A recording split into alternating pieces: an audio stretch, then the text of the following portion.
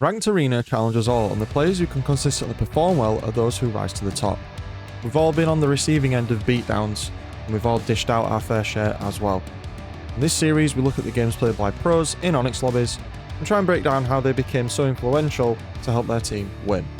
This installment is a review of Legend from Quadrant, who's currently the highest ranked EU team. This was a ranked match that I was in, with him on my team. So right off the bat here, we're seeing that he's trying to get some high ground so he can try and anticipate what the enemy team is going to do. Notice how he's not overcommitting, and now he's seen us push round, now he's taking the aggression to the other team. Notice how he also picked up the repulsor, as well as using movement to close gaps on his enemies, to catch them off guard. One of the big things you'll see with a lot of players is just how much they actually use their movement to outspeed and to outposition enemies. Even here where he's doing 180s and using the repulsor, everything is purposeful. And everything is done with the future in mind, especially the crosshair placement as he came round that corner just there. And crosshair placement is something we talk about a lot on the channel, and look at how he was just waiting on top of Turbine for that player to come around. Trying to thread needle, it's always worth taking a shot, see if you can hit it. Any shot that you use means the enemy can't use it. And at this point, he's just trying to scope out the top of the map. The gameplay pace here, you can see, is very quick. And he's always looking for fights near his teammates. Notice how he hasn't really taken any fights that he's on his own.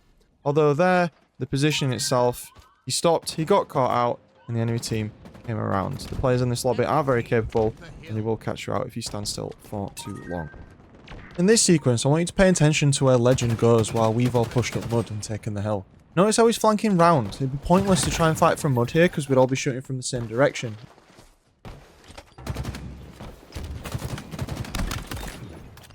Knew he had the first shot advantage in that fight, and then went for the beatdown, and then goes in for the trade while we clean up there. It's important to understand when you need to be traded out, and in this scenario, he'd already secured a kill against Postality.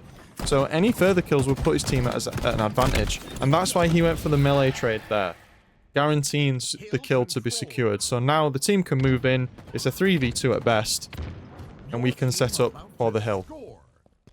We also have the advantage of time on the hill, and if that's the case, you never want to play objectives desperately. You always want to try and hold it for as long as you can to stop your opponent from scoring. Another scenario where he didn't think he was going to win the fight, and so he went for the trade again, stopping the enemy team from getting objective time. And one of the things we will see in this match is that he knows when it's appropriate to trade himself out when we have the objective. And that can be very powerful in stopping the enemy team from doing anything. Overshield time in there. Other team not really on top of it, but we set up so they couldn't get to it. But again, he took the initiative. He's using the overshield very aggressively, something we push a lot in videos. Is you want to make sure that when you have the overshield, you are the one who's fighting. You are the one who's taking the damage. Best to catch the enemy out there as they jump up. And again, he was letting the teammate do their 25% there. He's got the upper hand here. He's got lots of shields. He knows that we're above. This guy is completely trapped. He's not going to desperate it and go for some sort of weird trade or get hit by a grenade. He's going to wait for the guy to make a mistake.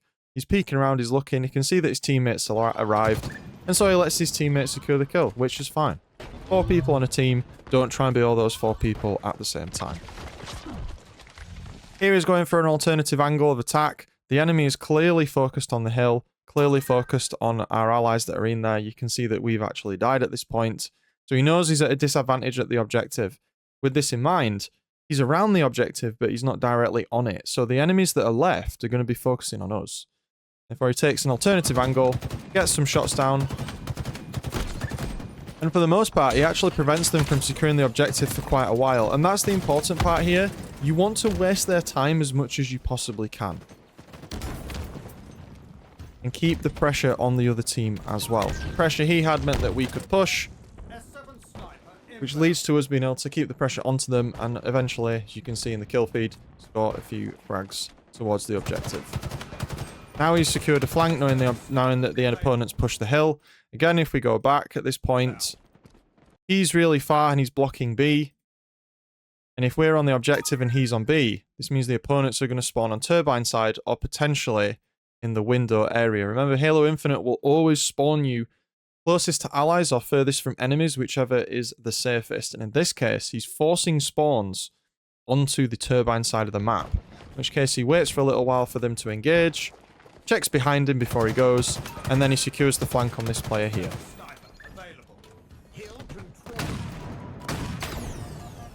Knows when to dip. An important part of high rank gameplay is you know when you're not going to win the fight, and you know when to leave. And you can see from the gameplay so far, there is no wasted time. We haven't seen any instances where he's not really doing anything. We haven't seen any instances where he's not working towards anything. Nice little flick correction to the enemy that jumped up there. And pre-aiming from a good angle. And again here, he's definitely outgunned. He's low. He's going safe. He's securing the sniper. And he's going to an alternative route. Using a very nice skill jump up from the box to back C. Doing the same thing again. You can hear gunfire underneath him. And again, he's just trying to waste their time here. They're not on the hill. They're down at the back of C. We're respawning. You can see myself and Snailed It are able to push in and get some kills. I trade myself out. Snailed It clears up. And you can see how his actions and his pressure and damage are causing it. So even if he dies, the team can clean up. And in most cases, he's taking people out with him as well.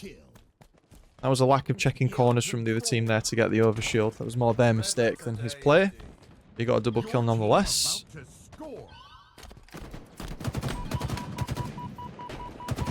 This is a very aggressive play from him. I would hazard to say that was a little bit of a mistake and a bit of an ego challenge, but he is kind of shutting them down, as well as the fact that his ally was also nearby, just there, to help clean up anyway. And it's all about wasting their time. Playing your life in objective is really important, and understanding how it's more important to stop them getting to the objective rather than fighting on the objective will help you to win.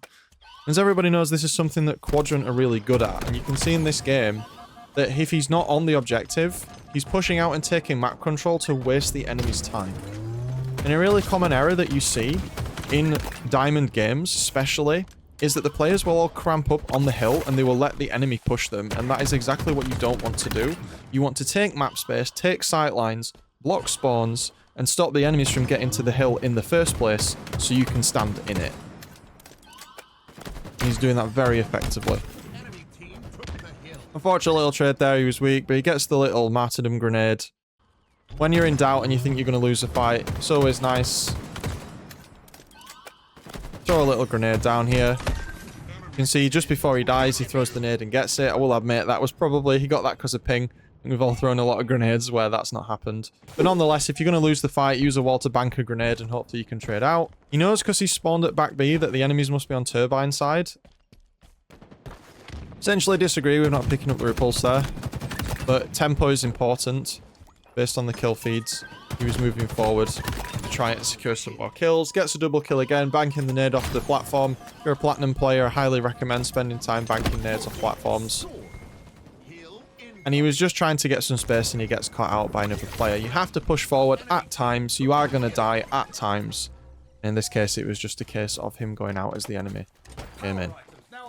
Getting the plasma pistol here, trying to make sure that he's picking up all the resources on the map, knowing especially the other team has the overshield. And he's always paying attention to where allies are engaged. And if there's ever a team fight on the map, you want to make sure you are in it. If someone on your team is firing their gun, you should be helping them. And he's done a lot of that. He gets called out top mid as weak, gets killed, but then the player who was chasing him also gets traded out, which is fine. And now we're all dead. You can see that he's not exactly running straight at the hill. He takes an alternative route. Decides not to go for the shotgun on the rack there, just to try and get them out of the hill. And now he's playing his life. So again, it's that objective denial that's so core to his gameplay. And if you're losing a lot of objective game types, you need to think about if you're playing to stop the opponent from scoring or if you're just mindlessly trying to kill people. And in this case, he's being very annoying. He's being very, very annoying to the other team. And he's trying to stop them from scoring at all costs. Pushing past the hill again with the shotgun.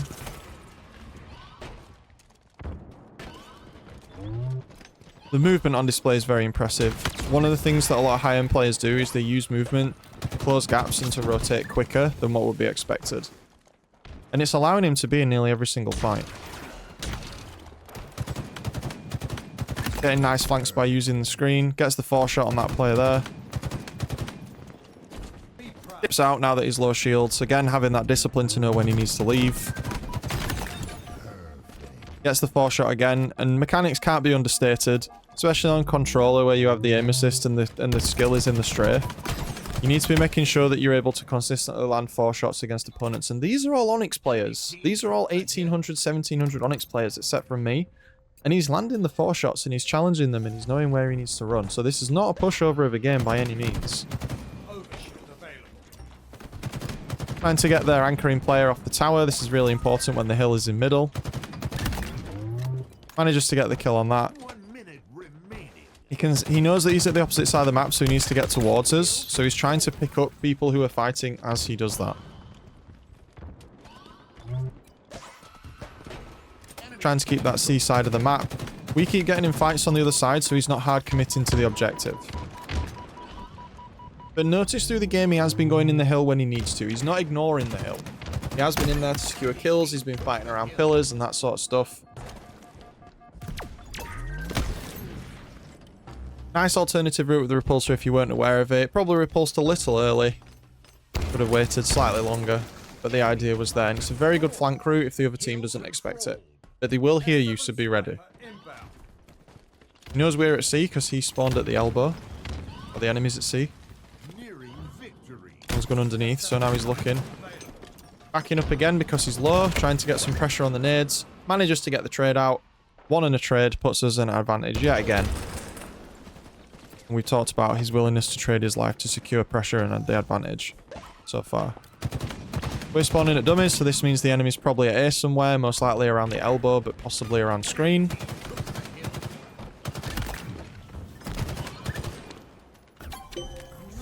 And that's the end of the game. So, very fast-paced gameplay, very movement-based. He's definitely trying to be around the map.